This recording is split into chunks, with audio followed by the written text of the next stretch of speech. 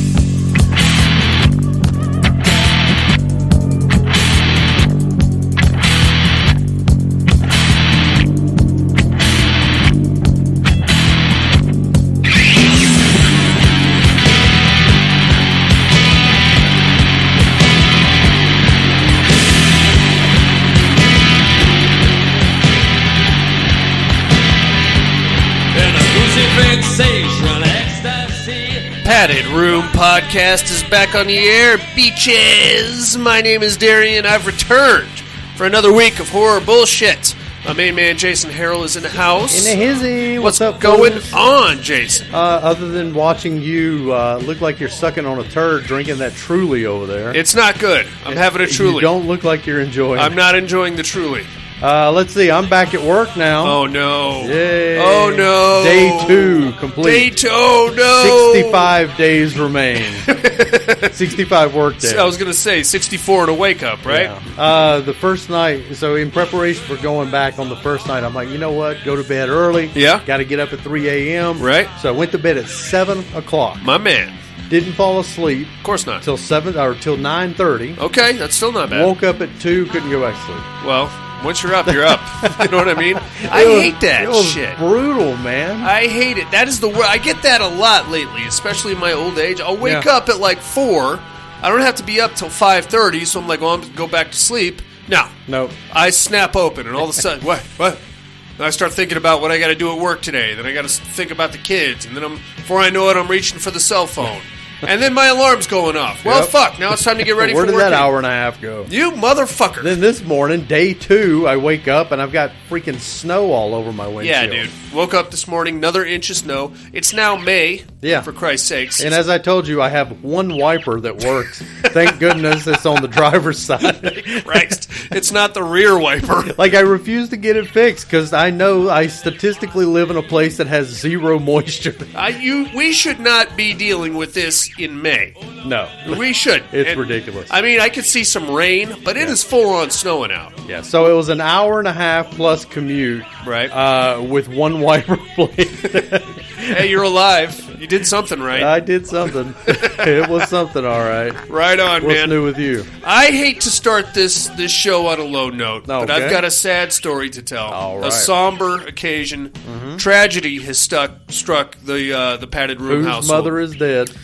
Well, it's a bit more than that. Okay. So let me paint the picture for you. Friday, I pick my kids up from school. Deacon comes out with a Ziploc bag full of water and a crayfish at the bottom. Yeah. The crayfish is scuttling about. Yeah. Deacon is so excited. He's already named him. His name's Feisty. Mm-hmm. He knows how to take care of him. He's ready to go. So excited about his new pet crayfish. Okay, buddy. Now, you were just given a guppy from the school. I was. The guppy came from Daphne's class. Okay. The crayfish is from Deacon's class. Well, I'm glad the school, universally is just giving you responsibilities. Yeah, they're just handing them out is what they're doing.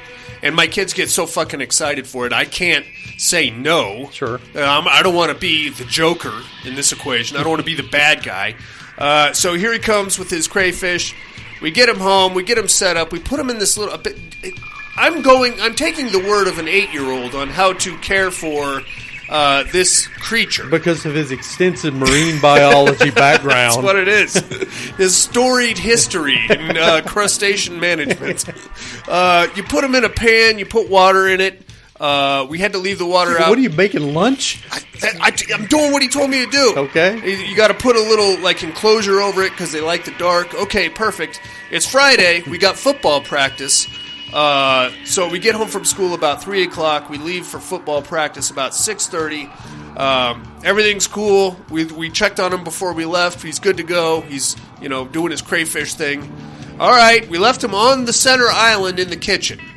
There's no possible danger on the center island in the kitchen. We go to football practice. It's across town. We get home probably about 9 o'clock at night. First thing we check on the crayfish. It's not in the fucking pan, Jason. We got a crayfish at large is what we have. So everybody comes in. Hey. Now, did it still have the cover on it? It did. Okay. It did. So immediately I'm like, okay, everybody, watch your step. He's probably on the floor. I don't know what. What are they, amphibious? Are they aquatic animals? I don't know. I don't know anything about crawdads or crayfish. Apparently, he's some kind of Hulk hybrid. That's what it is. So, okay, look out, everybody. I'm prepping Deacon right now. All right, he got out of the pan. I don't see him on the center island. He must have fallen off.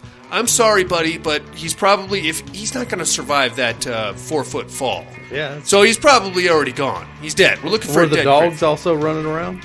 That brings me to the Okay. second part of my story, the crayfish crime scene that we found in the I was living wondering what that tiny little chalk outline was. the little placards with the numbers.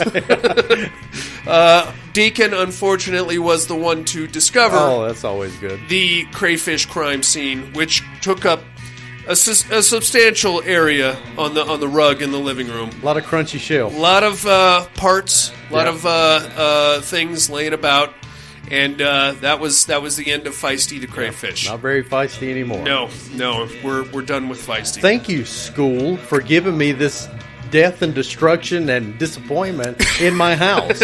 And bringing tragedy to what was a very happy home. How was the fish? The fish is fine. Yeah? The fish is a guppy. The fish can't get out of the fucking tank. Well, if the dogs could manage to maybe tilt it over. I mean, even still, the So fish... do you think the dogs somehow, smacked the lid off of the crayfish? No, they couldn't get to it if they wanted to. Now, is that the same thing as a crawdad? It is the exact same thing. It's a crawdad. Okay. Is what it is. All right. So the only thing that I could surmise is that this fucking thing got out of the pan, despite the enclosure. With its Herculean strength, it lifted the lid. You've seen those things. They got the fucking pinchers on them, Jay. And then somehow either got too close to the edge of the island where the dogs could get it, or it fell off, in which case the dog was like, here's a tasty treat. So that is the tragedy of the Brock house here in the bedroom. And then, of course, me flushing him down the toilet. Oh, God. It took a good... Man, didn't even get to make a nice, pot boil or anything. Oh, God. I told my football coaches the story, and they're like, oh, yeah, his first tattoo is going to be a big crayfish. In memoriam. Yeah. Feisty. 3 p.m. to 6 p.m. With a bottle of Old English being poured out over it. Oh, it's terrible. We got a real horror story to get into here, Jason. We got listener mail. We got horror news, all the usual stuff. Let's kick things off with a little horror news, if we could, sir. Aye.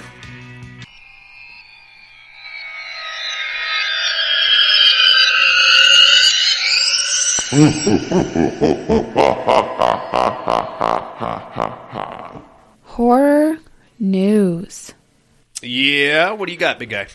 Scream Factory got pre-orders up for the last 3 Chucky movies. So you got Seed, Bride, and Curse of Chucky. Uh-huh. Oh, and Cult of Chucky. Okay. 4K releases all the way up through exclusive collectors things with pin sets and 8 posters and all kinds of other shit that nobody wants for a bunch of movies that aren't necessarily great. I guarantee you somewhere out there is probably a very attractive young lady who is just a Chucky aficionado. Yeah. I don't understand it. I don't care for it. She constantly dresses up as cosplays as Where's Tiffany. the little coveralls or the Tiffany thing? Yeah, I like the coveralls. But, yeah. I don't know, man. I'm not into it. Child's Play 1, pretty good. Yeah, I picked up their first release, which was the first 3. I'm not mad at that. Because those... That's as far as I need to go. That far? Yeah, about that. It's the old Phantom 3-finger salute. Yeah, I agree, man. And once you get into... I wasn't even mad at... what was it? Curse of Chucky? I didn't mind Bride. I didn't care for Bride. Bride and Seed were complete garbage to me. Seed's pretty terrible. Curse, I thought, was pretty good. Cult of Chucky Now we're getting into Chucky Kaiju and armies of Chuckies. Yeah. Oh, fuck off. That's the only one I've never seen. You don't need it. Yeah. You don't need it. And that was based upon your strong recommendation that I not watch it. I have not seen it, but I heard that the Child's Play remake is not bad. That's where he's not Chucky, he's like Buddy or something. Oh, okay. Like yeah, I saw that. What'd you think of that? That's fine. Yeah. I heard it was okay. It's okay. That new... It's a lesser Megan. Okay. That's kind of what I thought Megan would be. Yeah. I wish she would have had a Gatling gun, but that's fine. In part two. Yeah, I never got into the sci-fi series either, but I heard it was tolerable. Is that all you got, dude? That's it, man. Have you ever seen a slasher movie called The Burning? No. Insert STD jokes here. Okay. Not bad. A lot of people call it the original slasher because it falls right in between Psycho and Halloween. Mm-hmm. It's a summer camp situation. Okay. It's not bad. It's got Jason Alexander and Jennifer Jason Leigh in it. Huh. Like preteen. Oh, Jason they had to be. Yeah. It is getting the George Costanza with hair. Yeah. Even at the ripe old age of 14, you could see it rolling back on just him. peeling off. It's not a bad show. It's getting the full 4K Ultra HD upgrade this summer. Something to think about. Cliffhanger. Mm-hmm. Remember that one? Oh, yeah. Getting a reboot starring Sylvester Stallone. Wow. He is just not going to let go. No? Man, or at least Schwarzenegger has been like, okay, I'm going to keep my shirt on from now on. I think Stallone still pulls it off, though.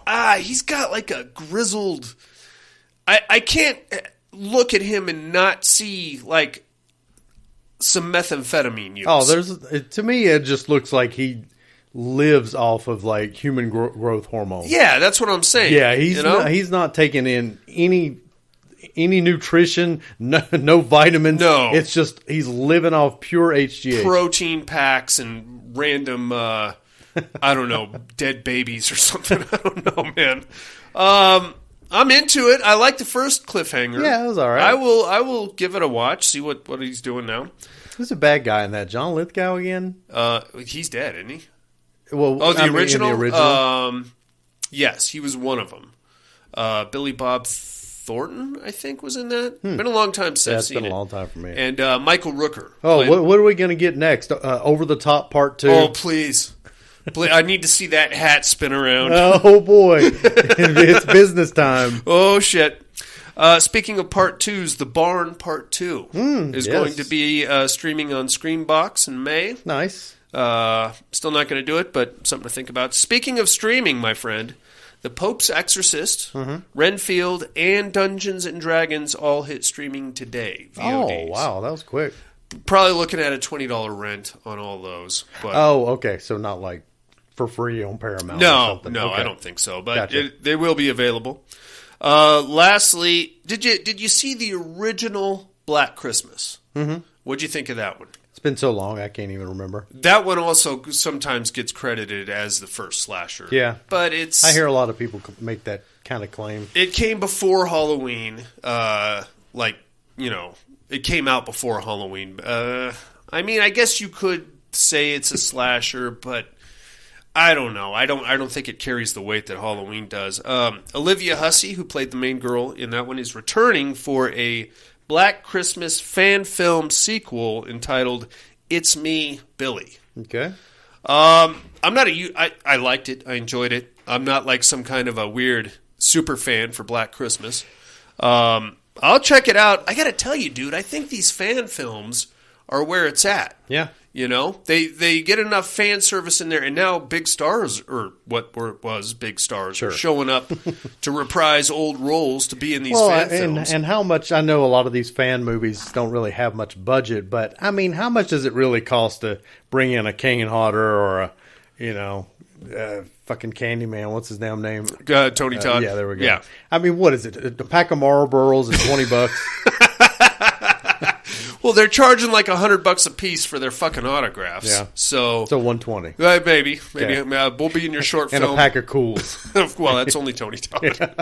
I'm kind of into it. I don't know, man. I would love to make a fan film, but I don't know. Like, for me, my go-to would be the Hellraisers, but there's no fucking way I can make a Hellraiser movie with I can afford a Subway sandwich. Well, even if you utilized CGI, it would be better CGI than that last Creeper movie. Oh, Jeepers Creepers. Yeah, that was Reborn. terrible. That was terrible. That's why I think you could do better CGI than Phantasm 5. Oh, easily. Yeah. Easily. I could probably get a better actor than Reggie Bannister, too. Come on, Michael. Take my ponytail out. But I feel like that's kind of like where this genre is going, because fans are making films now. Yeah. Like, I almost hate to admit it, but I was actually in a Nightmare on Elm Street fan film, which actually turned out to not be that bad. I thought. I know the exact movie that you're talking about, and I remember starting to watch it, but just for whatever reason went to the wayside and have forgotten about it till just now. Well, all right then. Clearly it was a memorable piece. There was a lot of heart put in it. There was, and a lot of that you could tell, having spoken with the production crew and the director, there was a lot of love for those characters, for the existing source material and stuff like that, and that can go a long way. Well, I think at this point I would rather watch a fan flick than to see Halloween Ends, or something like that. Where, I mean, the fans know the ending we want, right?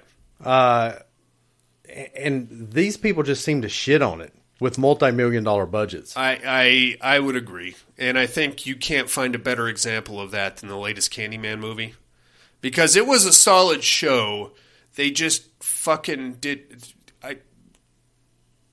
They took Daniel Robitaille and completely removed him from the equation. Yeah. And he is the Candyman. Yeah, that's too bad. That's like saying that Freddy Krueger was just a puppet to some greater demon evil thing. All right, go fuck yourself. You know what I mean? All right, enough about that. That's all we got on the listener or horror news, my friend. You ready for some listener mail? Yes, sir. Let's get into it.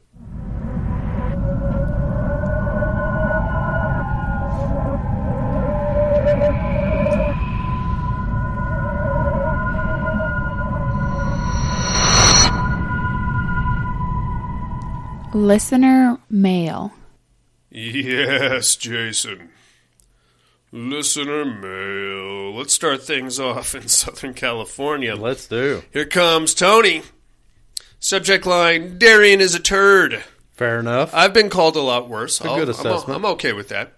Greetings, padded room. Hope all is well with Jason and Buddy. Darian can pound sand. Well, thank you very much. Here comes the devil. Is sand the nickname of his butthole? Oh, sand ain't feeling too good today, boys. I think I ate something.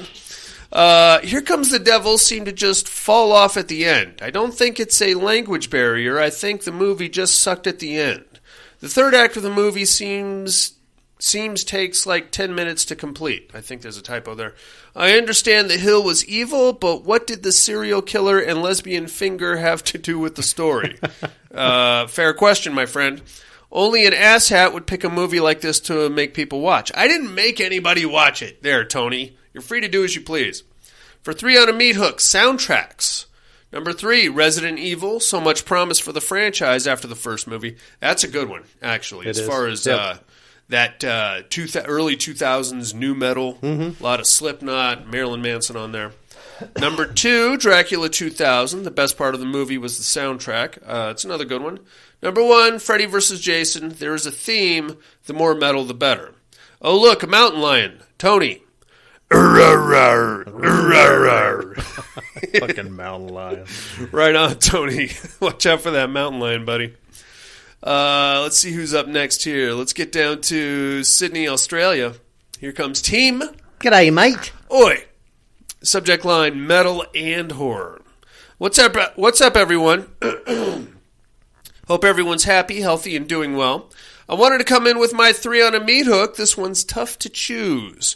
There's way too many soundtracks that kick ass. I'm going with these 3. Number 3, The Lost Boys. Yeah, I love that. That was right there on the cusp. Again, we have that problem of like 3 super kick-ass songs and then a bunch of like weird fluff. Yeah. So I think the super kick-ass ones kind of outweigh the fluff, so I'll give them that one.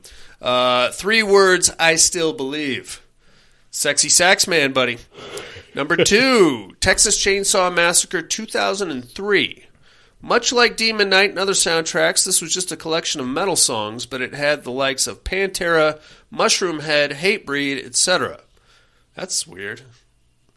Because the 2003 remake... Wasn't that the Jessica Biel one? Yeah. I thought that was mostly like 70s. Southern rock. Yeah. Like Leonard Skinner. Yeah. Some, I don't know, Creedence maybe? Not sure.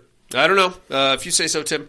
Number 1, Freddy vs. Jason. This soundtrack was played on repeat at my house when I got it. I discovered so many bands from this album, and I still listen to it regularly. It features bands like Il Nino, Spineshank, Slipknot, Killswitch Engage, and so many more. Fantastic collection of early 2000s metal. Nice. Darian, I was shocked to hear you loved Biohazard when you were younger. Deep dive band that I've forgotten about and now have to go back and listen to again. I still listen to the first 2 albums, Tim. Great show last week on Trick or Treat. If you type in Trick or Treat 1986 on YouTube, the full film is up and you can watch it on there. I'm pretty sure I'm going to buy the 4K when it comes out. That's it for me this week. Much love, you all. Oh, also, Darian, thank you for the lovely video you sent me a few weeks back of you all dancing. Wish I could have been there busting some moves with y'all. So here's the thing, Tim. I have solemnly swore that any time that CG5 horror show song comes on, I'm going to stop what I'm going to. Well, I'm stopping what I'm doing. I'm breaking out the cell phone and I'm making a video of me and whomever dancing to it and sending it directly to you. It's because of your podcast that Sarah and I fell in love with that song so much. It's featured prominently on our synchronized musical archway at Halloween. I love that song. Every time my wife gets into my Jeep, she grabs my phone and puts that song on. Nice. Every single time. Yeah. It's getting a little old. I'm just saying. Never. I can sing it from front to back. Right on, Tim. Thanks for writing in there, big dog.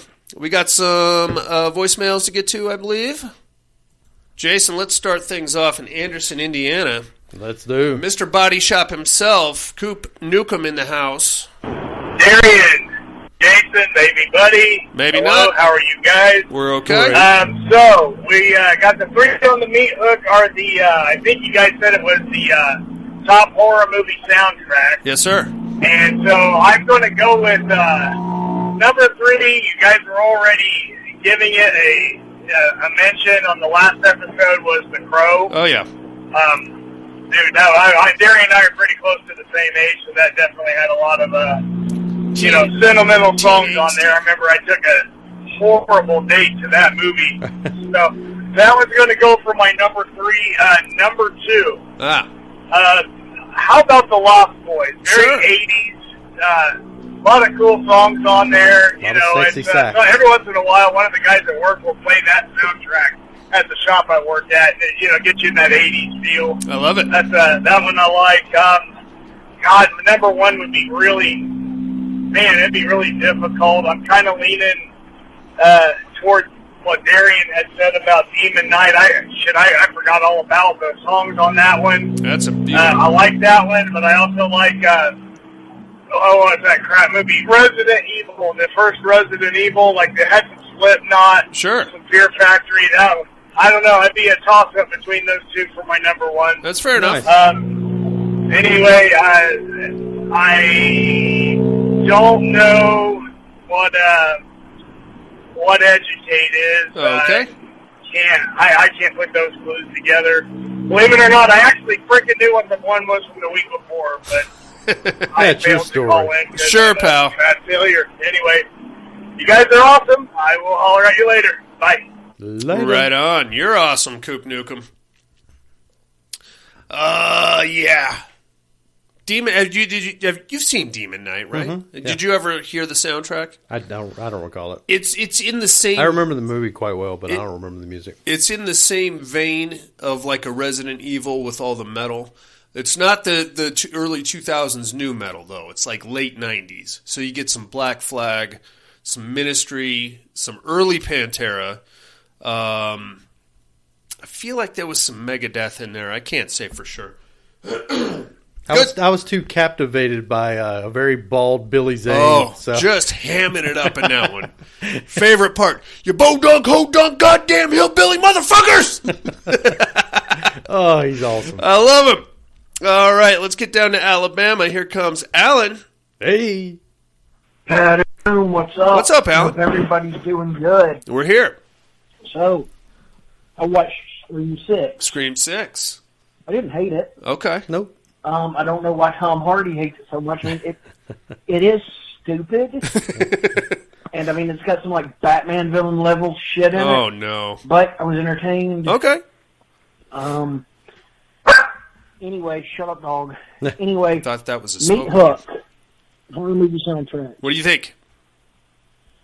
Number 3, I'm going to go The Crow. Okay. No, number 3, I'm going to go Dracula 2000. That's it's not got a bad one. Pantera and Slayer on it. Yeah, I have It's got that. some crap band. Okay, it's a good soundtrack. Static So, X on number that. 3, Dracula 2000. Number 2, The Crow. Sure. And number 1 is this direct-to-DVD movie. Oh, boy. It's called Faust, Love of the Damned. Oh, yeah. That soundtrack has friggin' Buharia, Yeah. Cold Chamber, Wow. Cradle of Filth, Sepultura, Obituary. It's just a badass metal soundtrack. Nice. The dog agrees. Anyway, Clearly. Mr. Darian, are you Grave Encounter? You got me. I'll say as far as what I'm looking at, Alan's I on a roll. watched Satanic Panic. That was funny. I liked it. Then I watched Diesel, shut the fuck up. Then I watched this documentary called An American Satan about people from the Church of Satan. Oh, very cool. That was pretty interesting. It's kind of goofy. Let's see, what else? Demon Wind. Yeah, sequel. There's a movie I hate more than Demon Wind. Oh, I just really? realized. I need to see And that this one. movie is Halloween Ends. Oh, wow. My 2 most hated movies are Demon Wind and Halloween Ends. And I hate Halloween Ends more because I would agree with you. I it can was kind like of see getting a fucking piece of shit from a syphilitic whore on top of a wonderful Sunday. It fucked up that whole trilogy. But Demon Wind's still a big piece of shit. that. Yeah. Well, Anyway, we'll hope get more to everything's Demon. well. Talk to y'all later. Bye. Right on, Alan. Thanks for calling Later. in, man. Oh, that is bad. That is because bad. it's such a personal. Halloween Ends is such a personal slight. Yeah. It's just highly offensive. I get that. I get it. I think it just personally shits right on an entire core base of fans. Yeah. And even the outliers. Yeah, I mean, I could see that. If I was Michael Myers sight unseen and I just watched Halloween 2018, Halloween Kills, and Halloween Ends, I would be equally as pissed off, I feel like. Even not knowing, the rest of the anything, just taking those 3 movies, not even seeing the first Halloween. Yeah. Just those 3 movies, I think I probably wouldn't be as pissed off as I am being the Halloween, Sure. involved in the franchise, but I would still be pissed off just because that was such a shitty end to what could have been a very cool trilogy. Right on, Alan. Thanks for calling in, man. Sorry about the Demon Wind sequel coming out. Let's get down to Southern California again. Mr. Tom Hardy in the house. Hey yo. Hey yo. Hey yo. Padded room. How's my favorite degenerate this Good. week? We're here. I do hope everyone is doing well. Don't ask about the real crayfish. Quick. I was able to join the Padded Room webpage there. I saw that. I was having a little bit of a hiccup there. I don't know what was going on. I'm sure it was Darian's fault. I'm sure it was But, too. like the hero he is, Jason Harrell immediately came to the rescue and fixed the problem. My man. Hey, it's a good-looking site, man. Looks like you got a lot of places to go with it, man. So congratulations on that. He is working on it Also, extensively. on the educating department. Come on now. I think I got you. Let's go, Tom Hardy. I think it's Haunted Asylum. So I'm close. not 100%, so I guess I'll just stand by on Fiddlesticks. my So victory close. dance there. On the What Are You Looking At department, I did get to catch the Terrifier 2. Yeah.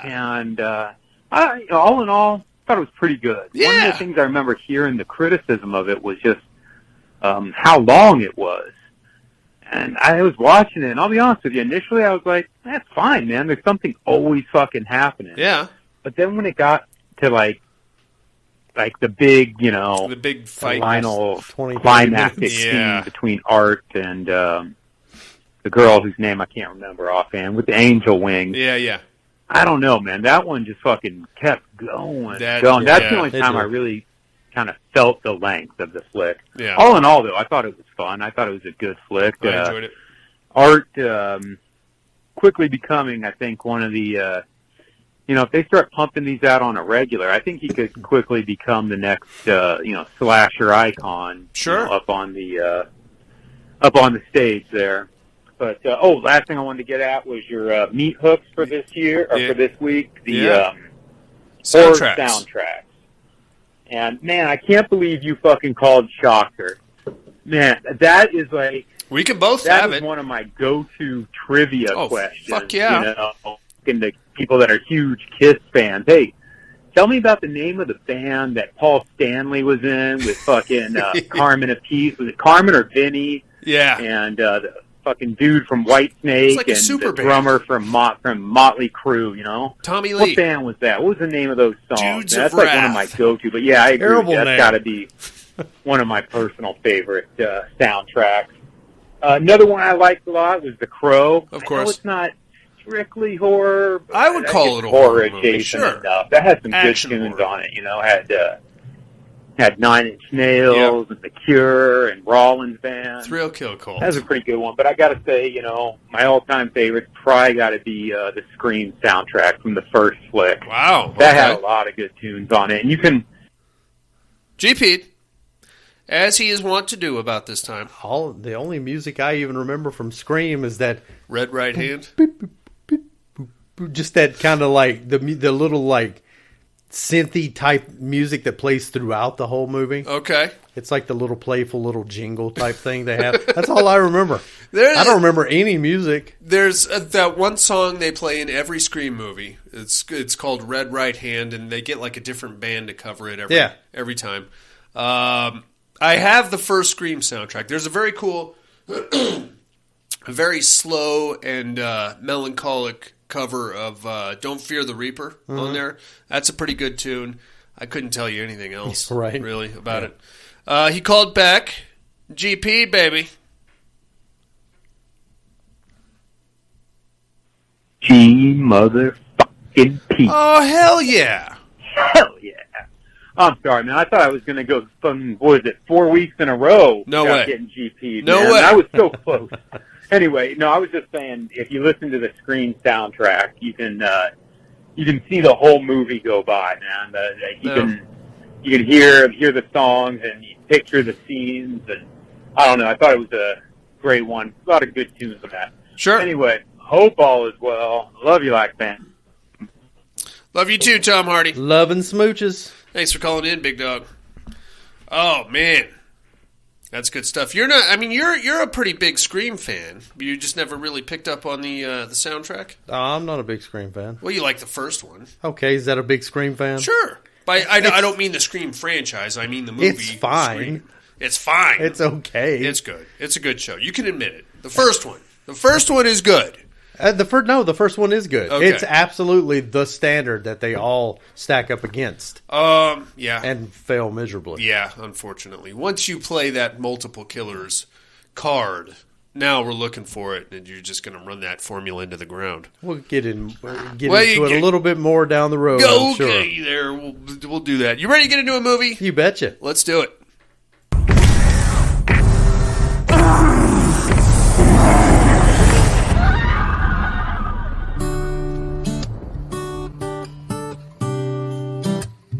Los niños quieren ir al cerro de Calada.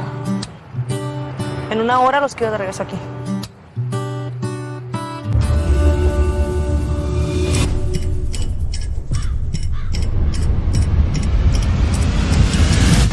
¡Adolfo!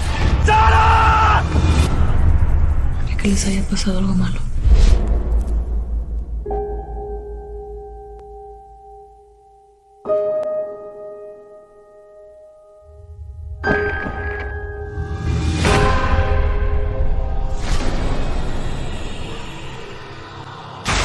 Otra noche.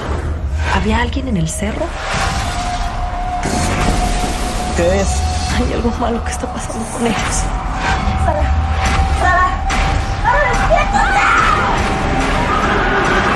¿Qué era el diablo? El diablo se posó en mi pecho.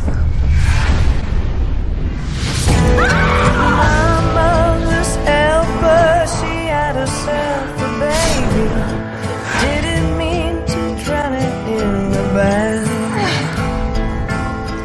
A lovely brother, he took himself along. I didn't mean to bury in my bed. Get up there!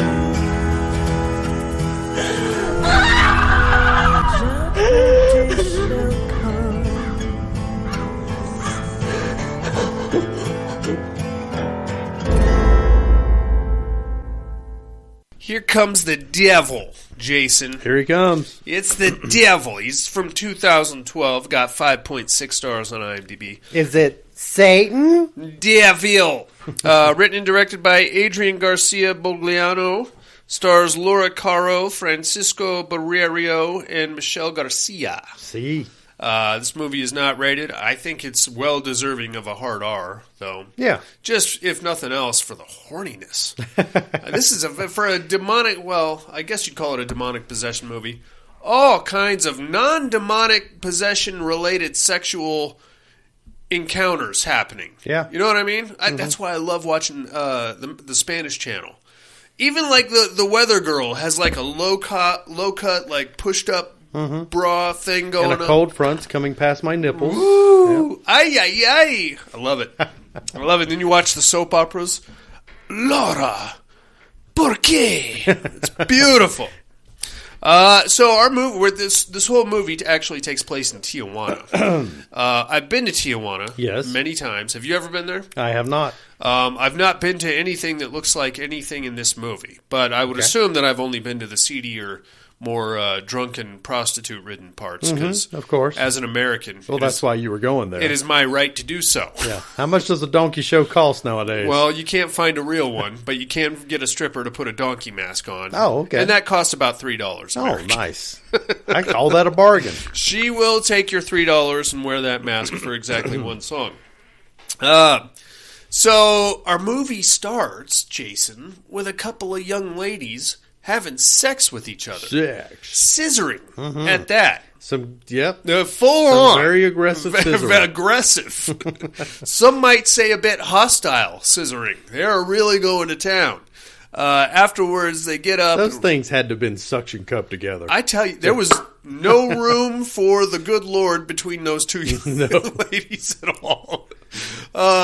They get done, and one of them is kind of like, "Oh, probably shouldn't have done that." The other one's like, "No, we can be lesbians; it'll be fine." And then there's a knock on the door, and they're like, "What the shit?" I'm gonna get up. They start getting their clothes on, and they go down. One of them goes down and opens the door, and then we just hear a bunch of thumping and screaming. The other one gets her clothes on, goes down there to find out what's going on, and lesbian number one is just getting the shit kicked out of her by a random, I would call him like a biker-looking dude. Yeah, just a random door knocker who he is just pummeling her fucking face. Really doesn't like fingers that smell like vagina. I guess not. You know, we can say that for a fact because he cuts two of her vagina-smelling fingers clean off her hand with a machete. He was just going to put them in his nostrils. Is that what it was? Just to block walk around the smell. smelling vagina. Oh, it is rotten in here. Nose plugs, please. Gives her a good throttling. The other one grabs like a lamp and smashes him over the head with it, and then he takes off. And, they call the cops and all that stuff. Catch up to him as the sun is coming up the next morning, our random door-knocking psycho. He has found himself a local hill, and he is just four-wheeling his way up there, and he's stripping his clothes off as he does, and he's got a whole box of fingers with him, and he's kind of tossing them out as he goes. He's covered in blood, and he's barking like a dog. He's a complete maniac. Eventually, he gets to what I kind of assumed was some kind of a shrine or an altar or something that was like a rock formation. He's got a bunch of candles around it. And then from there, we cut to sometime in the future where we're going to pick up with our family. They're enjoying a nice day at the beach. We've got a seemingly middle-class Tijuana family, dad, mom, teenage son and daughter. I would say maybe like 12, 13, son and daughter. Yeah. I mean, there's nothing wrong. They're enjoying their time at the beach. Now, I think it was a beach. We never actually saw any water. Yeah. There is a beach. There's a lot of dirt. Yeah, there is a beach at Tijuana. You don't want to go there. I wouldn't think you would. You don't want to get in that water right there. Donkey semen and glass bottles. It is the party never officially ended, and it is still going. So you might get your dick sucked. You're definitely going to get an STD, and whether or not you want the full chlamydia package depends on whether or not you brought your swimming trunks. Sounds like a pretty good deal. I mean, you're going to, if you're on a budget, it is a party. They go to the beach. They're having a good time. They decide to pack it up and head home. They're on their way home. Sun's going down. Everybody's kind of tired and sunstroked. They stop at a gas station, and the kids spot this random hill with a dirt road going around it. So the kids are like, hey, can we go play on the dirt road for a second? Yeah, it looks like a real hoot. Yeah. Oh, what are you doing? No. Get back in the car. You don't go play in some random hill with a dirt road. Get the fuck out of here. But the parents begrudgingly allow them to do so. They're like, okay, you have an hour and a half. I'm going to hang at a gas station for an hour and a half? Yeah. That's called loitering. I'm going to be trespassed. Regardless, the parents agree to it. Off the kids go. go. Well, they knew how much time they needed. Apparently so. Which is very strange, because there's a couple of weird parts of this segment. Number one, the kids are walking up the dirt road by themselves, and they're holding hands. Which is fine, sure, they're probably 11, 12. Not something I would do with a sibling at that age. But at one point, they switch their grip from like holding hands to full-on like boyfriend-girlfriend holding hands, which is kind of weird. Not really addressed, but it will kind of... Yeah, I normally reserve that for cousins. Well, I imagine so. Yeah. I mean, that's how us in the civilized world Yes. do it. Now, while they're off playing or fucking off or fingering each other up on the hill, Mom and Dad decide to have a romantic moment there in the gas station, the Tijuana gas station parking lot. Nothing gets me going like a service station bathroom and gasoline. They weren't even in the bathroom. They were in the front seat of the car. The smells were just kind of flowing through the car. It really though. gets the juices flowing. As a parent, I can tell you when an opportunity of privacy arises, you need to get on Capitalize. it. Yes. I don't know that even I would want to perform in the gas station Tijuana parking lot. But, to each their own. Mom and Dad are in the car, and they're all sweaty and kind of a little tired, and Dad just starts finger banging Mom and asking Well, her, it was laying there. So. I mean, you brought it with you, What didn't else you going to do? And then he starts asking her questions about how many dicks she sucked. Yeah. Tell me what a whore you are. Yeah, and she's like, okay, well, how about the time when you saw your babysitter's pussy? Tell me about that. And then I don't know if they actually had sex or not, but there was definitely a finger blasting, if nothing else.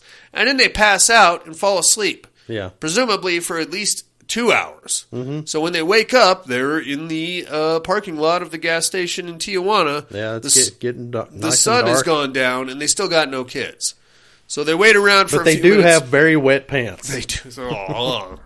So they hang around for a few minutes, and now they're starting to panic because they can't find their kids. They go up the dirt road a little bit, screaming their names. It's Adolfo and Sarah are the kids. They're screaming for them. The kids don't show up, so then they go back to the gas station, end up calling the cops. Cops come. They're like, hey, what's up with your kids? They're up on the hill. I don't know. The cops tell them to get a motel room. They're in town. And the cops will keep looking throughout the night, and if they find them, they'll bring them to the hotel. The parents need to get some rest and relax, and we'll continue the search in the morning. At no point did the cops say, why would you send your kids into a hill for an hour and a half? I have to assume there's a cultural difference here where, I mean, was that considered a park? Possibly. In TJ, was that a park? Mexicans are a sturdy people, and I feel like this is how that happens. You just periodically shove your kids out for a couple hours, let them go play in the landscaping or whatever. Go kick a cactus and come back. Do something. I'm going to get knuckle deep in Mom here for a minute. Kids are gone. Parents are freaking out. They check into the hotel. There's, again, a very weird subtext here because they get into a big fight. over whose fault this is, and wow, you had to stop. Oh, you had to shove your fingers in my pussy. Oh, this is all your fault. No, we should have just went home. All this. They eventually, Mom kind of goes into the shower, and when she goes into the shower, she's got a fat bruise on her ribs. Yeah. And Dad goes in and sees the bruise. Mom sees the bruise. The bruise is there. I feel like they were kind of alluding to some kind of abusive situation that may have been there previous to this, like he socked her in the ribs at some point. I don't know. But it's never really addressed. But they make a big point out of showing you this big fat bruise on Mom's ribs. Yeah, that was a good one. And Mom's got a pretty banging body. I would call Mom a bit of a butterface, to be honest with you. She gets, this is not a good scene, and she's all hot and, disheveled, but as the movie gets on, Mom gets progressively hotter. And it's that bruise that really got you going, ain't it? You're like, you know what? It looks like she likes a nice little smacking around. A little, what I like to call rough trade, Jason. Clearly she forgot the safe word, or she elected not to use it. I like a tough girl. Anyway, the next morning comes around, they're still all distraught and, probably haven't slept a wink, and they get out and luckily here comes the cops, and the cops found the kids. And they're like, hey, here's your kids. And I'm like, oh my God, so happy to see you. Yay. Big hugs and kisses, and thank you so much, officers. Okay, good to go. They get back in the car and take off. Now, something I glazed over that's going to become a prominent thing later in the movie. The reason they stopped at the gas station is because the daughter, Sarah, got her first period there at the beach. Mm-hmm. And Mom wanted to buy some tampons, and unfortunately they have to have this first interaction in a Tijuana gas station bathroom. But while they were doing that, this weird panty lurker dude showed up and spotted the bloody panties on the counter. Close the door. Well, I think there was a door. That dude had to have bloody panty radar to pick up on those. 'Cause, you don't? Don't we all? You smell that? Yeah. 20 meters. Ooh, nice one. Ripe. But we follow your cock around like a compass. Gross. But we get a quick snapshot of this dude. It was prominently featured that we had to note the guy that spotted the bloody panties because he's going to come into play later. They get home. Immediately, Mom and Dad think that something foul is afoot with the kids. They're acting very, autonomous. They're not displaying any emotion. Yeah. They're mindlessly going to and from school. They're not hanging out with any other friends. All they do is come home, eat, be very uncomfortably close to each other all the fucking time, which is a bit of a thing. Eventually, Mom and Dad kind of get the idea that maybe something happened up on that hill that the kids aren't talking about. So they are they try a few things at first. They take Sarah to the doctor because she had an irregular period, and apparently I don't know anything about periods or how they work, or I'm not going to admit to knowing anything about periods or how they work. There was some irregularity there, so they're like, well, okay, maybe there was some trauma.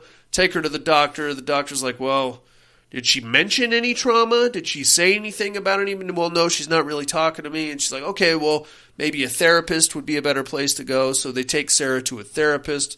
The therapist says that Sarah and Adolfo are kind of developing a very unhealthy codependent type relationship to whenever they're apart from each other, all they do is ask about the other one, and they're always uncomfortably close to each other all the time. So that's kind of freaky. Mom and Dad start doing the math about what might have happened on the hill there. They get the idea that maybe an assault took place, and maybe this is when Mom comes clean with the story of the panty lurker and what his problem was. And then we come to realize that we can't find the bloody panties that Sarah was wearing that day in the dirty clothes. So we're like, hey, what's up with those bloody panties? And Sarah refuses to talk about it. So now they've kind of put 2 and 2 together, and 2 plus 2 equals molestation, Jason. It is a molestation. It is Hector, the molestor. The Hector molester on the hill again, man. So now they're like, okay, all right, well, let's go talk to the cops about it. They go talk to the cops, but unfortunately the one detective just happens to not be there that day. So they're like, you got to come back tomorrow. Well, that 24 hours opens up the window to a full Frank Castle Punisher sequence where they're going to find this dude and figure out what happens on their own. So they load up the kids and they go back to the area of the gas station. And they're like, hey, they remembered the panty gazer driving like a red truck with like kind of like a food truck kind of a thing. I don't know what. I think he was like a pressure washer or something like that. No clue. Anyway, they go and they talk to the gas station guy, and they're like, hey, you know that guy with the red truck? I was too busy masturbating by this point. I know. I'm sorry. I hate to kill your boner. Like, you know that guy with the red truck? We'd like to thank him because he helped us when we were looking for our kids. And they're like, oh, yeah, Lucio. He's a strange guy, that guy. But he lives in the trailer park right over here, and he does something. He drives a big red truck around. So they drive around for a little while, and they find the big red truck, and they wait. And as soon as Lucio comes out, Sarah starts freaking right out in the backseat of the car, screaming and freaking out. She won't talk about it, but she's having a full-on spaz attack. So they haul ass out of there. Unfortunately, somebody sees the spaz attack in the car, so they're like, oh, shit, what the fuck is going on there? So now they decide, Mom and Dad decide to go full on Frank Castle, and they're going to put Lucio in the ground because he is clearly a molester. So they get a babysitter, a very hot babysitter by the name of Marcia, to come watch the kids overnight while they go and do the damn thing. They know where Lucio lives. He lives in that trailer park. They follow him to his trailer. They break into his trailer while he's asleep. Dad starts. He pulls like a box cutter and he's like, "Okay, you tell me what happened to the kids up on the hill." And Lucio's like, "I don't know anything about nothing." In the meantime, Mom is like rooting around in Lucio's stuff, and sure as shit, she finds the bloody panties. Dun, Jason, dun, dun. What's he doing with Sarah's bloody panties? She's like, "Hey, here's your daughter's bloody panties." And then Dad, of course, just fucking rips Lucio to bits with the box cutter and splatters blood all over everything. I thought didn't the dad basically jump on his ankles, hold his legs, and the mom slit his throat? I thought the mom. I thought it was the other way around. I thought the dad was the one stabbing him in the neck. I thought it was the mom that slit his throat. You could be right. That whole scene was very dark. So yeah, I mean, it doesn't matter which one. There was just something I liked more about the mom, kind of, enacting that revenge. I could see that because she was the one kind of driving this whole molestation, the narrative thing. Yeah. So I could see that either way. They get home. They naturally have to have bloody sex in the shower. Well, you got to. You have to, because you know what a fucking... You don't want to waste that natural lube. No way. And, what kind of a boner is that? We just stabbed the molester. Now I'm going to stab you in the crotch, sweet pea. It's a lot of unnecessary sex sequences in this movie, but that's why I like it, because this mom is pretty hot for the most part. Everything seems copacetic from there. This one random detective starts showing up at the house, and he's like asking questions. It seems tragedy has struck Lucio. Has the babysitter left yet? Yeah. Oh, that's right. They get back to the kids after the big murder thing there. The babysitter is gone. She took off. The kids are fine. They're upstairs asleep alone. But Marcia, the super hot babysitter, is gone, just vanished. They put minimal effort into finding out what happened with Marcia. Well, the kids are there. That's all you need. That's true. And to be fair, they did just murder a degenerate. Yeah, he's got other things to do. You got other things. Like blood sex. On your mind. Yeah, blood sex in the shower. Everything seems to be cool here for a hot minute. Unfortunately, they get a phone call from the school saying that Adolfo and Sarah haven't been coming to school lately.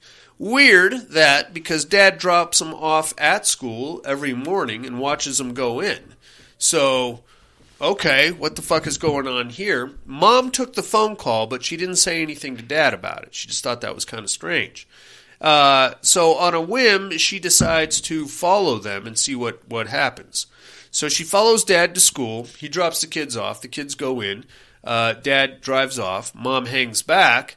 Kids come out of school, get on a bus, Mom follows the bus. They get off the bus at the CD gas station and go walking right back up that dirt road to the hill. Back to old Dirt Park. Old fucking Shrubbery Lane is what it is. I don't know. So Mom's like, well, what the fuck is going on here? This is very strange. So she goes back home, and they come home, and she's trying to just like act like everything is cool. Clearly it's not. In the meantime, this detective keeps showing up, asking questions about Lucio. The detective pointed them out as asking questions about Lucio before he was killed. They're both getting they're feeling the heat from the detective. So, and this detective was like, he's playing it pretty smooth.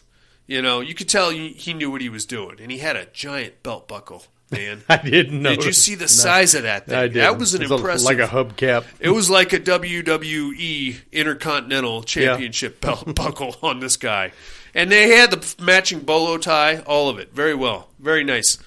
So they're getting more pressure there. Mom is starting to understand that something is not quite right with the kids, something beyond just what the possible molestation. So that night they go to bed, and this is where the weird supernatural elements start come into play. That night they go to bed, they wake up to screaming, all the lights in the house are flickering, and there's a big pounding coming from outside. They run in to check on the kids. One of them is like thrashing about, like I think it was Sarah, so they jump on her like, hey, you're having a nightmare. Dad, on the other hand, runs outside to see what all the pounding's about. Now, this might just be their guilty conscience, but they immediately jump to the conclusion that somebody knows that they killed Lucio and is now fucking with them to try to scare them. That's a bit of a leap. A little bit. I mean, I get it. You feel guilty about Lucio and you really don't want to go to prison, especially in Tijuana. But, I mean, if somebody knew, why wouldn't they just go to the cops and have you arrested? Why would they waste their time throwing rocks at your house? Regardless, Mom kind of sees this for what it really is, which is some kind of a supernatural event, so Mom gets even more curious and goes and sees Marcia the next day, the babysitter. She's like, hey, dude, the fuck with running out on the kids the other night? What's your problem? So Marcia breaks down this whole evening as it really happened. And if I'm understanding this correctly... She likes walking around with her tits hanging out. Oh, they are nice.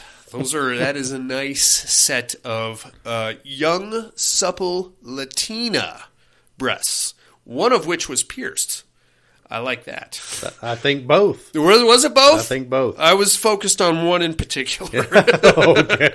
I can't Whichever one was in frame as you paused it. That is where it was at. She basically breaks down this weird psychedelic situation where she was watching the kids, everything was cool, then all of a sudden the whole house went dark.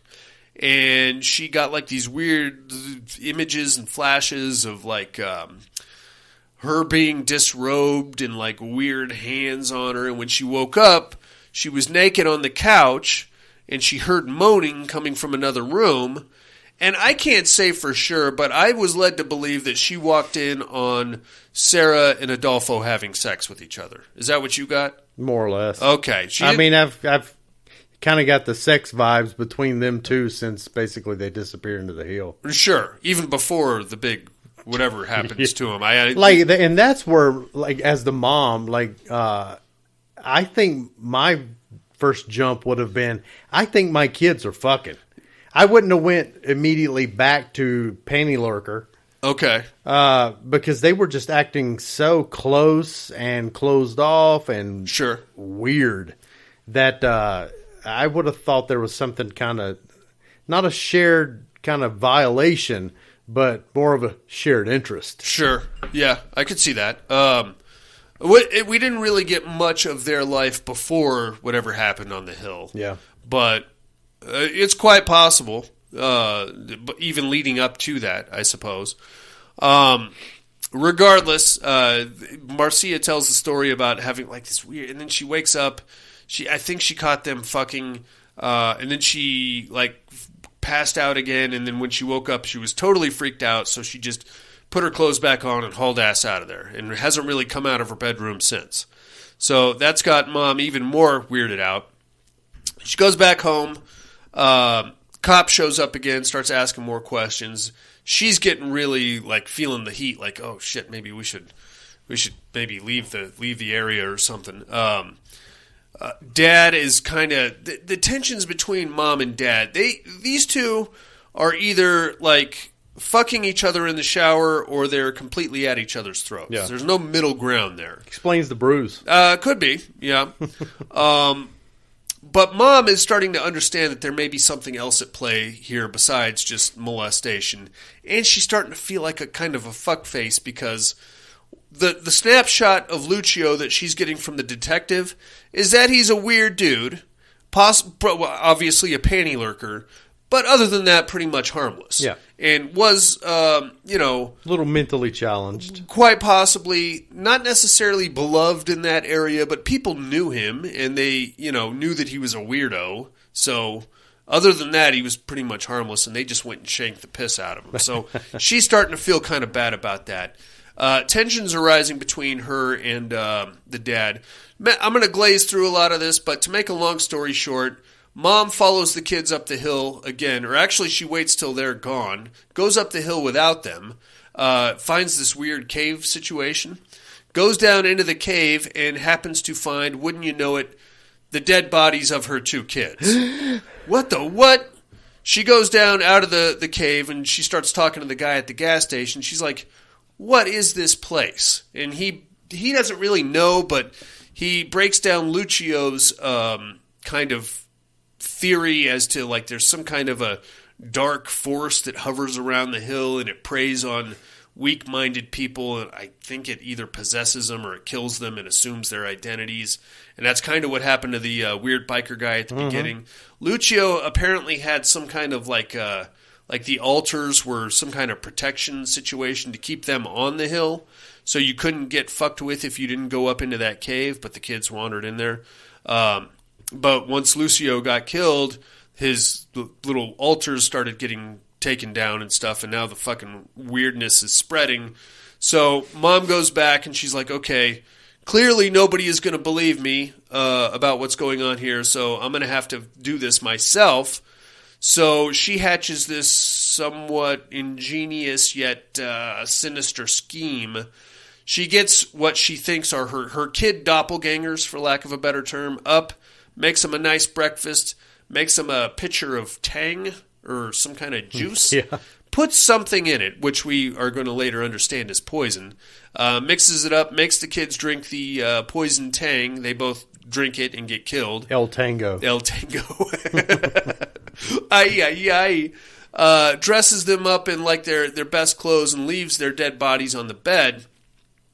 She then calls Dad, and she's like, okay, I just need to show you something. Meet me at that horny gas station that we love so much. So Dad goes hauling. He's like, oh, fuck it, now what? And he's got his own ideas about what's going on with her because she's acting weird too now. So he goes and meets her at the horny gas station. They go up the hill together. Dad's got a gun on him. They go into the cave, and she's like, look, I know this is going to seem very weird. I just need you to go around this corner and take a look down this little thing, and you're going to see something and try just... I'll explain everything. Just do it, and I'll explain. So Dad goes around the corner. He shines the flashlight and sees the dead bodies of his two kids wearing the clothes that they were wearing the night they disappeared and clearly decomposed. And he's like, what? No, I just dropped them off at school. How does this make sense? And she's trying to explain, hey, those are your real kids. Whatever the fuck you dropped off at school is not, I don't know what it is, but it ain't your kids there, Jacko. And then he pulls out the gun and I believe shoots her in the head and then himself. Is that what you got? Oh, you know what? That actually makes sense. Because I was trying to wrap my head around, man, because once you go in the cave and then you're kind of like cloned, you become very solid, like one-dimensional. Yeah. But he had personality up until he shot her in the head. Right. But then after they leave the cave, he's very one-dimensional. Yes. So yeah, that makes absolute sense. Good call there, dude. So like it makes total sense that he would have shot himself, but then because of the cave, both of them come back to life. Right. there's actually 2 gunshots. You actually see him put the gun on her face and blow her face off. Yeah. And then you cut to an exterior shot of the cave, and then you get the second Didn't even gunshot. catch that second shot. Okay. Nice. Well, so there's Man, that. you've just elevated the movie for me. This just makes it's all clicking together now.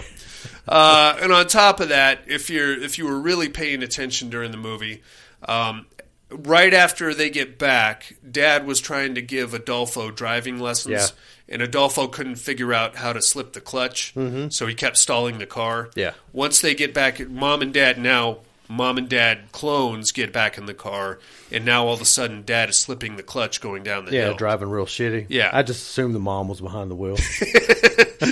Well, they are Mexican. And that is the end of Here Comes the Devil, Jay. What'd you think of that one? I actually have seen this before. I had completely forgotten, and I hadn't logged it. But almost immediately recognized it, kind of skipped through it just to refresh myself. And it's not a bad movie. No. I mean, I'd probably give it like a 6 out of 10. And now with the additional clarification on the exiting the cave scene, a little bit better. I like it. I like it a lot. It's got some issues, and it's poorly made. Clearly. Low budget, but it's still like... It's a fun little story. I like it's a weird little story. It is. For the budget they had, the lack of special effects involved. I mean, like there's one scene where the kid is levitating, or supposed to be levitating over his bed, and you can see that he's just kind of leaning back. You know what I mean? More tilting. It's fine. It's fine. But all that being said, I thought it was very well written. There are a few plot holes, but nothing that's going to jump out and grab you or take you out of the movie. You can do a lot with sultry nudity and torrid sex scenes in the front seat of a, what was that, a Chevelle or something? I don't know. A Nova. Something like that. And if you can push that envelope, you can actually get a decent story out of something very minimal as what we had here. Yeah. I like it. I think it's a good show. Yeah, it's pretty good. I would probably, if on a 1 to 10, I'd probably give it a 7. Nice. Yeah, not bad at all. It's worth checking out. We found this one streaming on Tubi, Inmates. Is that where you got it? Yep. Check it out. You can watch it for free anytime you like. Let's take us a little break, Mr. Harrell. Let's do.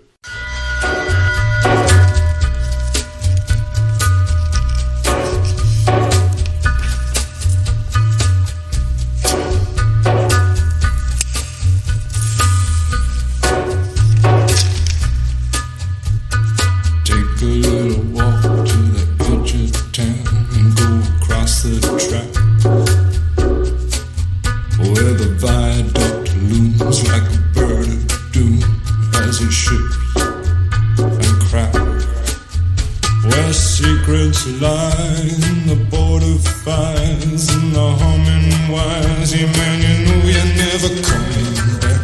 Past the square, past the bridge, past the mills, past the stacks.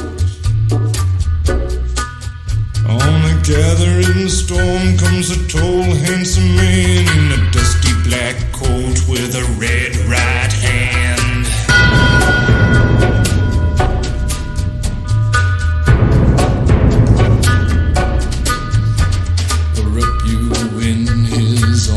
Tell you that you've been a good boy. He'll rekindle all the dreams that took you a lifetime to destroy. He'll reach deep into the hole, heal your shrinking soul, but there won't be a single thing that you can do. He's a god, he's a man, he's a ghost, he's a guru. They're whispering his name through this disappearing land, but hidden in his coat is a red right hand.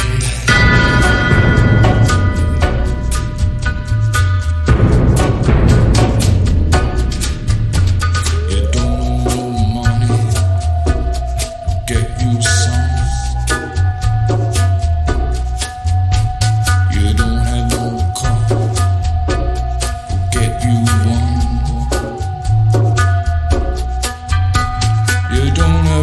Self-respect, you feel like an insect. Well, hero, don't you worry, buddy, 'cause here he comes through the ghettos and the barrio and the barry and the slum.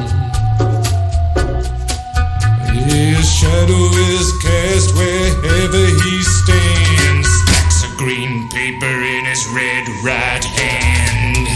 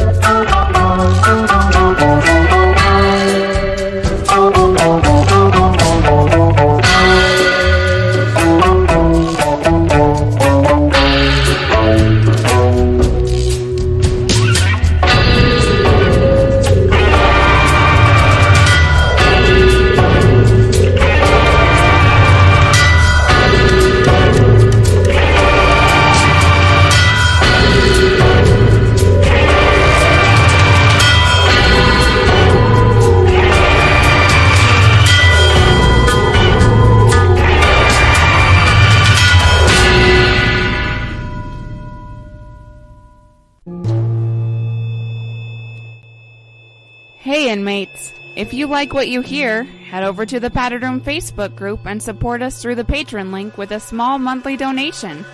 Check out the T-Villain link at paddedroom.podbean.com and grab some t-shirts. Thanks for listening and enjoy the rest of the show. We are back, Jason Harrell. Indeed. I have a bit of an announcement to make, my friend, before we get into this week's Meat Hook. Okay. June is fast approaching, which means it is almost time to get into this year's Terra Dome tournament. We're going to do things a little bit differently this year, my man. Okay. Instead of doing the usual franchise villains and the ones that we've all come to know and love, this time we're going to mix it up. All of the contenders are going to be one-offs. Villains that we know and love from one movie Nice. instead of the big franchises. Yeah. I got my eye on a few dudes. Okay. Sammy Kerr came to mind. I'm not taking anybody just yet, but I think Sammy Kerr could kick some ass. Okay. Dr. Giggles, I'm thinking about. Oh, boy. Oh, hey, don't sleep on Dr. Giggles. The aforementioned Horace Pinker. Yeah. Also, nice. somebody that could fuck something up. Love me some Horace Pinker. Start thinking about that right now, inmates, and get your picks in as soon as possible. Standard 32-team bracket, 32 contender bracket, as we always do. One movie and one movie only is going to be the stipulation for this year's tournament instead of the usual franchise. I like it. I think after that, we're going to go into a horror hero Terror Dome. Okay. I want to see Ash versus Snake Plissken. Ooh. Or maybe a J.P. McCreary. Really, we should have a Kurt Russell Terror Dome. Give me Jack Burton versus J.P. McGreedy. Bearded Kurt Russell versus unbearded Kurt Russell. I want a tank top Kurt Russell. I'll take Overboard Kurt Russell. Captain Ron, is that you? Get the fuck out of here. You ready for this week's Terror Dome, amigo? You bet. Let's do it.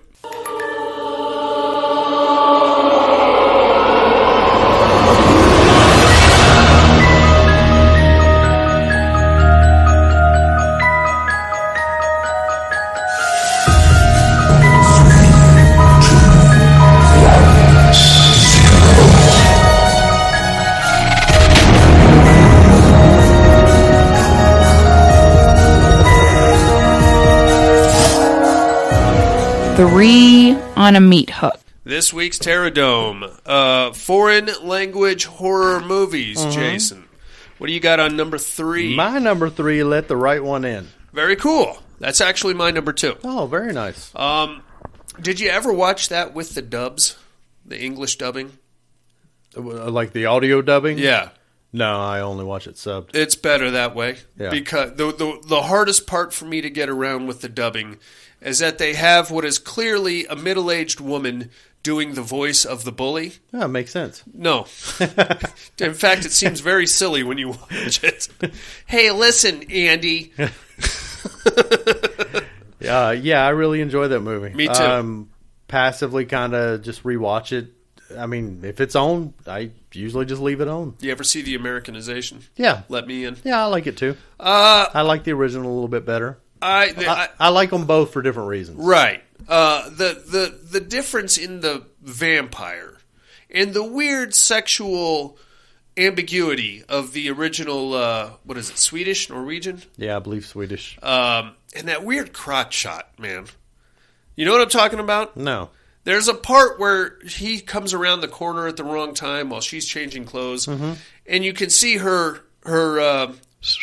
right. There's something there. Oh. You never noticed that. No. There's something there, and it looks like it's been forcibly removed. Okay. So that brings us to a whole other point of like, what are we doing here? You know, maybe during her menses, she starts munching down on herself, and that's just scar tissue. That is a very flexible young lady. And if I need, I like to think in and out of the box. What kind of warm-ups do I need to do that? My number 3 is a Turkish film. You may have seen it by the name of Baskin. I can swear I've seen it, but I can't. Dude. I'm not 100% sure. You would know it if you've seen it. Yeah. I'm very, very certain that I have. Some dirty cops go to shake down like a drug house and end up finding a gateway to hell. And there is an actor involved in this that suffers from some kind of deformity. 100% remember now. Now you know what I'm talking about. And he is fucking gnarly. He's not attractive. He's not an attractive man. No. But he is perfect for this role. Yeah. And he does his job very well. One hell of a show if you haven't seen it. It's Baskin. I actually was trying to remember the name of that movie just like a month or two ago. And for some reason, I just kept thinking it was a Mexican movie. I believe it's Turkish. Yeah. No, I think you're right. Yeah. Great show. How about number 2 there, My number 2, I Saw the Devil. Oh, yeah. Love that movie. That is a fucking... It's so good. Jesus Christ. It's really good. That is a good one.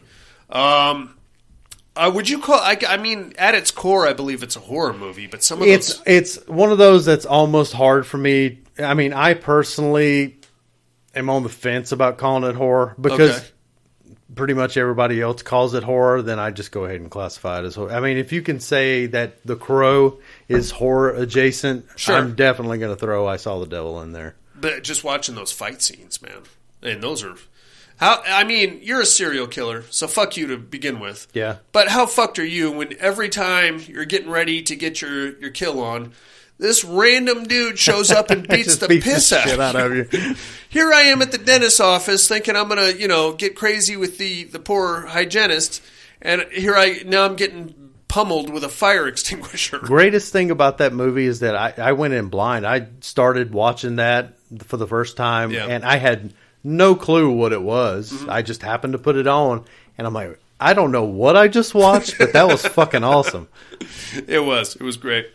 My number 2, of course, Let the Right One In. Mm-hmm. Pretty much all the same reasons that you mentioned. Sure. How about number 1, Big Dog? Got to go with Train to Busan.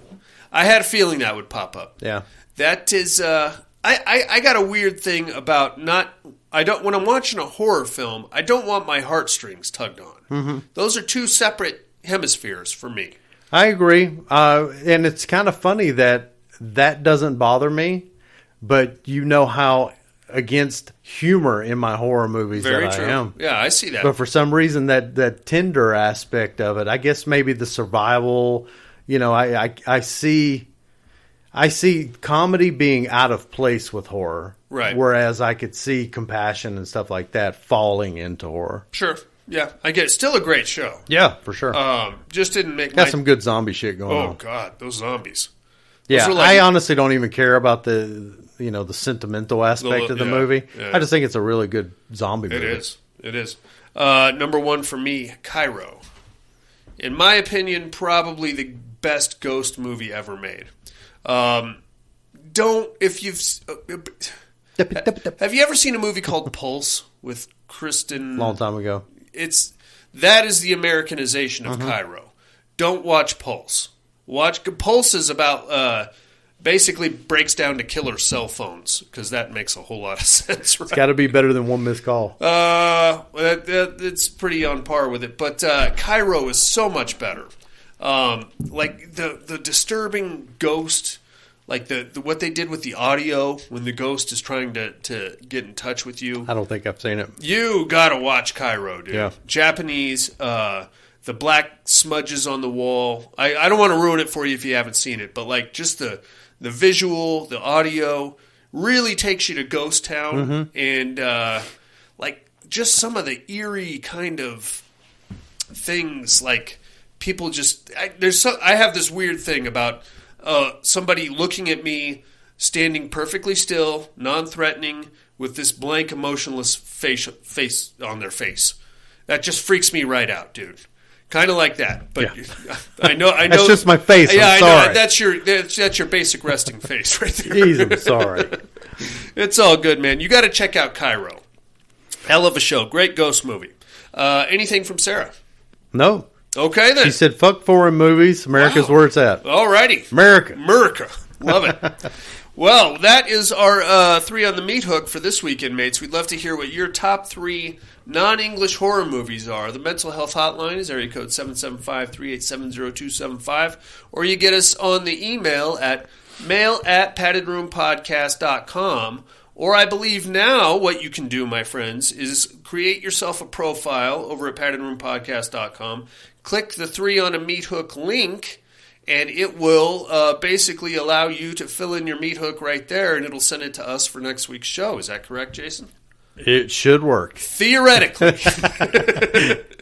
In theory, that's how it's supposed to work. We'll try it out as we go. Send it that way. Send it through the contact form. Send it through the emails. Leave it on voicemail. Just copious amounts of contact methods. Come knock up my front door. Yeah, just show up. I'll write show up. Whisper it in our ear. I'll write it on a Post-it note, and we'll send you on your way with a T-shirt. Right on, dude. How about a little, what are you looking at then? Mm-hmm.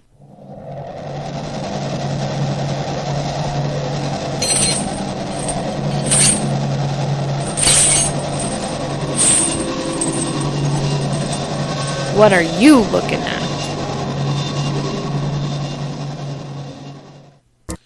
I got a pretty weird one this week, Jay. Okay. I feel like it was supposed to be some kind of an experimental film. I enjoyed it to a certain point. It's called The Moosehead Over the Mantle. Now, have you seen this? No, sir. All right, hang out with me on this. What you have is a cabin in the woods, very small. It's been in the same family for close to 200 years. And in that 200 years, there has always been one moose head hanging over the mantle and one deer head just on the wall adjacent. The entire movie is shown from the perspective of the moose head and the deer head. And we start off like in the 1800s and we see a bunch of black magic weird shit going on. And then like it jumps back and forth to present day where it's now like abandoned and all graffitied up, but the moose head and the deer head are still there. And like a distant cousin of the family just killed some lady, and he's using it as a like a safe house. Mm-hmm. And then there's a bunch of different. There's like in the 40s there was like a set of parents that abandoned their kids in this cabin and they had to fend for themselves. And then like back in the early 1900s, it was like a what do you call their prohibition, like rum runner type of a thing. Mm-hmm. There was like a couple of guys got killed in the cabin, and it's basically this bad chain of events starting from when the family originally built and occupied the cabin all the way up to present day, and just a bunch of this bad turn of luck for this family in this cabin, as shown by the moose head and the deer head. Interesting. It is very interesting. I enjoyed it a lot, but I have to warn you, there is some horrendous acting involved. And a lot of, one would say possibly Shatner-level overacting at certain points. It's a bit of a thing. It's worth checking out, just as on the experimental level alone. So is it kind of from their eye perspective? No, it's like looking out? No, it's like, a couple of times the moose head gets knocked over, like during a fist fight. Yeah. So it'll come down to the floor, and then you'll get to see, like, down the hallway for a second. Oh, okay. Then they'll pick it up and put it back. Huh. And then, like, at one point, there's a sham fortune teller as a member of the family, and she put, like, a secret door behind the deer head. So when the deer head door opens, the camera will, like, swing out, and you can see what's happening behind it. It's kind of cool. It's a cool concept. Yeah, it seems, original. It's original. I'll give it that. It's something to check out. I found this one streaming on Paramount Plus. If anybody's interested, that's all I got to watch this week, big guy. How about you? One movie only, other than required viewing. Scream 6. And it is another Scream movie. Okay. We were actually quite pleased with it for the most part. Yeah. Until like that last third. Then it just became yet another Scream movie. Like just another Scream movie. Yeah. Where there's, your surprise twist of who's doing what. And of course, it's going to be something that is impossible to figure out. Like, you can't even play the part of detective and piece this shit together. Right. Because it's just like so thinly pieced together. Like, oh, here's a character and here's a character, and this is the weird marriage between those two characters. Mm-hmm. Like, how the fuck would I have ever pieced that together? Am I just not even supposed to play the part of detective? That eliminates the tension. Right. Because you're with the characters trying to figure out who the killer is. Right? Yeah. Yeah. So if I'm not going to be able to kind of be along with the characters for the ride and try to figure out, well, who the hell's coming after these people, then I'm basically left knowing that I'm watching yet another Scream movie, and I just need to wait for the payoff, right? Which is going to always be disappointing. Borderline upsetting. Yeah. Yeah, I get it. So it was fine. Okay. 6 out of 10. It's a Scream movie. Where would you put it in your... Had some good cuts. Had some really good stabbing. Okay, well, that's good. Yeah. Where would you put it in your power lineup of Scream movies? Oh, boy. Honestly, probably like... Shit, probably second or third. Wow, okay. Yeah. Better than Scream 5? You think? Yeah. Okay. Scream 5 kind of... I don't know. It had too much that turned me off. Okay. But Scream 5 also had some really good kills. It did. So Scream 6, I feel, is kind of right there with the killing. Okay. It's just gratuitously stabbing. Oh, okay, great. Yeah, lots of stabbing. I love it. I would say I liked it a little bit better. Maybe I was just in a better frame of mind than Part 5. But Part 5 will probably be on the heels of 6. Has Melissa Barrera stepped her game up at all? She did fine. Okay. Yeah. All right, that's good. But you were very offended by her acting in 5. God damn, man. Yeah. That was bad. All right. I don't want to go down that road again. How about some immersion therapy then, amigos? Mm-hmm. I'm about to blow you some demon wind right out of my butt.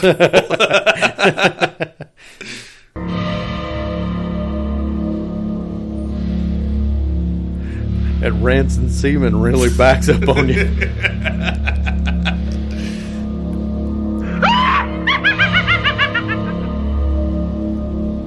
Immersion therapy.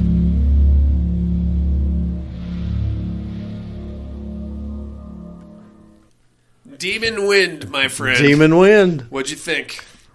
This movie's not as bad as what I anticipated. It's not good. No, it's not It's not good. by any long stretch good. But I, again, have absolutely seen far worse. Sure. I really expected this to be total dog shit. Okay.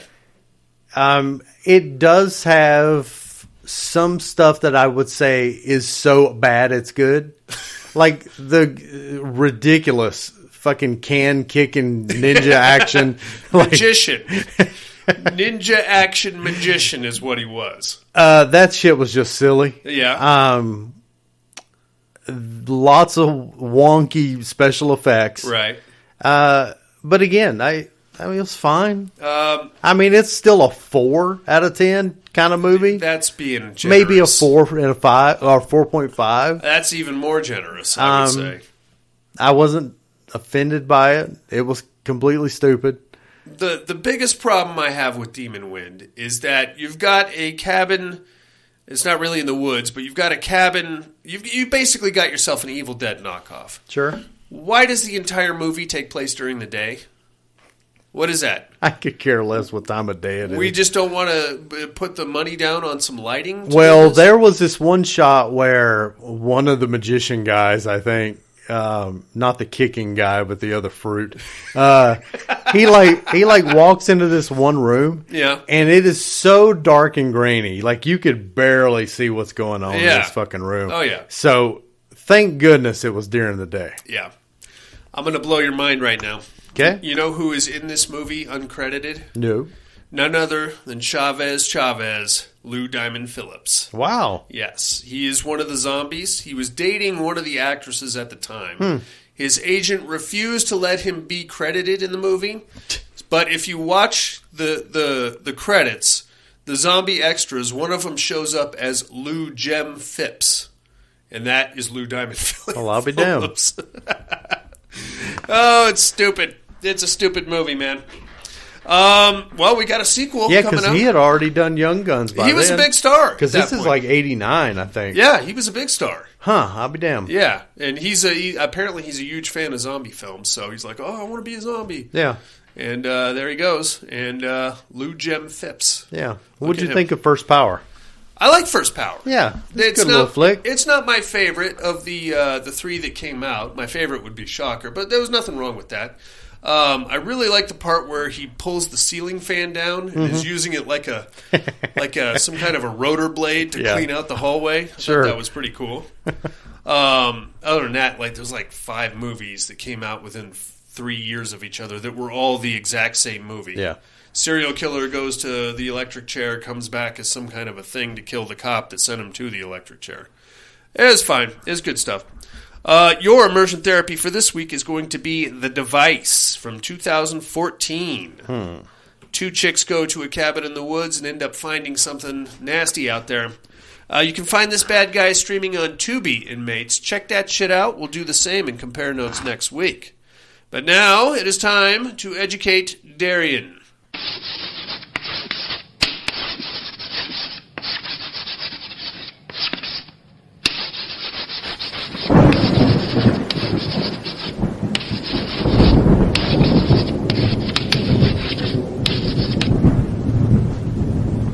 Educating Miss Monica.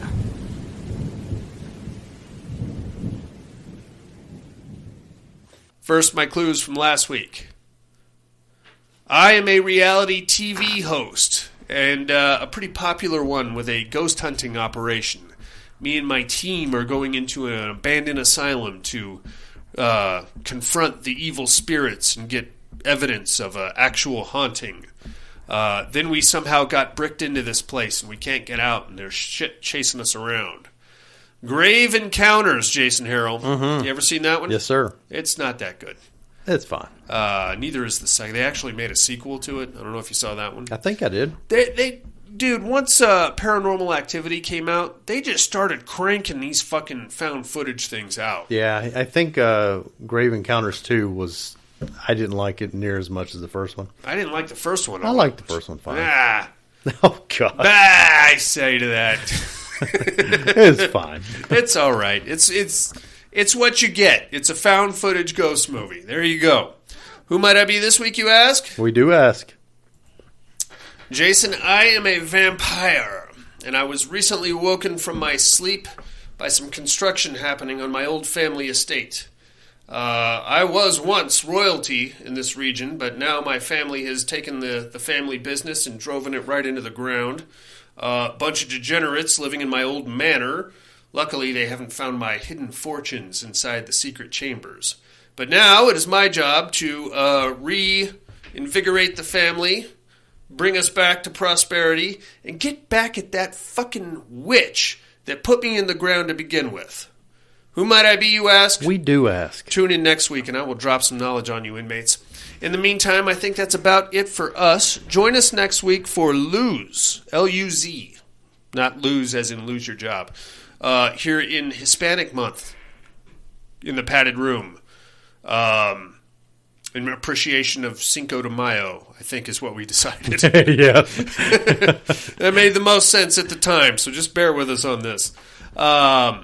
Like, comment, subscribe wherever you found this show. That helps our visibility quite a bit, inmates, if you have time. We also have a Patreon campaign running. Support.paddedroompodcast.com is where you find the link to that bad guy. The month of June is presently open for your fucking choosing pleasures and make us watch whatever you want. $5 donation will get you control of that, plus a t-shirt, plus a Padded Room travel mug. Rumor has it Darian's really hoping someone won't Birdemic 2 and 3. Oh, love to do the Birdemic franchise. Really just dig me deep into the weird, inconvenient truth and Prius driving subculture. Rawr, rawr. Rawr. In the meantime, inmates, I think that's about it for us. For Hispanic Horror. What are you doing? There's a fucking spider dangling in front of my face. Oh, look at this guy. I'm about to shit my pants. Intruders in the padded room. Technical difficulties. Holy shit. And the Padded Room podcast, I'm afraid visiting hours are over. Bye, bye. Bye, bye. Arr, arr, arr. There was a drug for the first time.